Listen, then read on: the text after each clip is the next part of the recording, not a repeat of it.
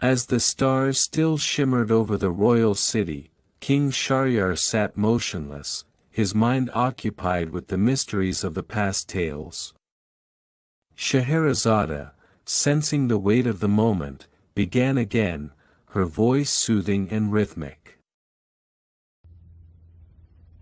O king, you have heard of the veils that hide our faces, of the secrets that bind us in silence. But now hear the story of the silent prince, a man whose greatest strength lay not in his words, but in his silence. I was born the son of a powerful king, said the silent prince, and from the moment I could understand the world, I knew I was different from my brothers. They were full of words, quick to speak, and eager to be heard. But I found that my heart spoke louder than my voice ever could. I grew up watching my father, a wise and patient ruler who never wasted words. He would speak only when necessary, and even then, his words carried great weight.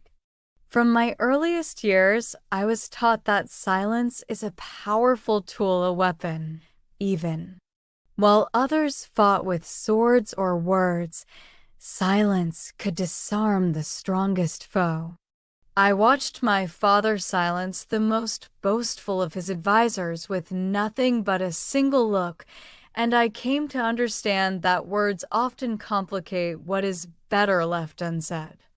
As I grew older, I learned to choose my words carefully, speaking only when I had something of true importance to share.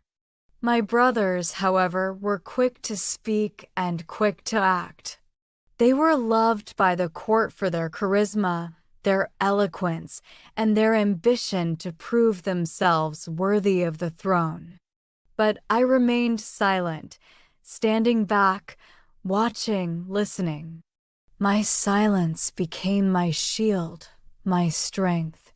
It allowed me to see things others could not, to observe the subtle movements of the court and to understand the motivations behind every action. While my brothers boasted of their achievements and competed for the throne, I remained on the edges, quietly observing and waiting.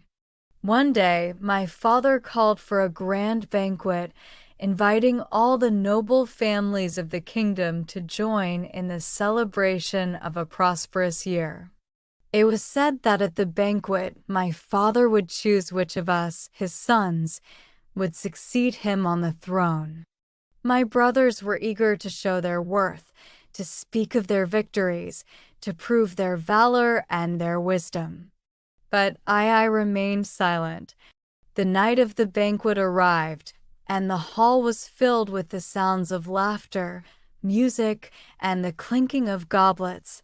My brothers stood at the front, recounting their deeds, sharing their triumphs, and basking in the admiration of the guests. But I stayed at the back, my gaze steady and calm, my thoughts hidden behind my silence. As the night wore on, the king rose from his throne, his regal presence commanding the room. He raised his goblet and all eyes turned to him. Tonight, he began, I will choose my successor, the one who will inherit the crown and the responsibility of ruling this kingdom. But my decision will not be based on words or deeds, for these things can be faked. No, my decision will be based on something more important. He turned to me, the silent prince, and without saying a word, he raised his hand.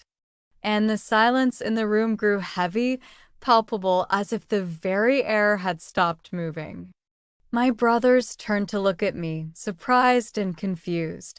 Why would my father choose the silent one, the one who had spoken so little, who had made no grand speeches and performed no great deeds in front of the court?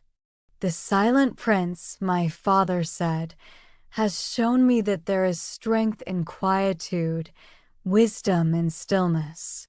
He has listened, observed, and understood the kingdom far better than any of you have with your words and your grand gestures. His silence is not a weakness but a strength, and it is because of his restraint that I have chosen him to be my successor. And so my brothers, whose voices had rung out so loudly in the hall, were left in stunned silence. My father's decision had been made, and it was my quiet strength that had won him over. It was a lesson to us all sometimes. The loudest voices are the ones least heard.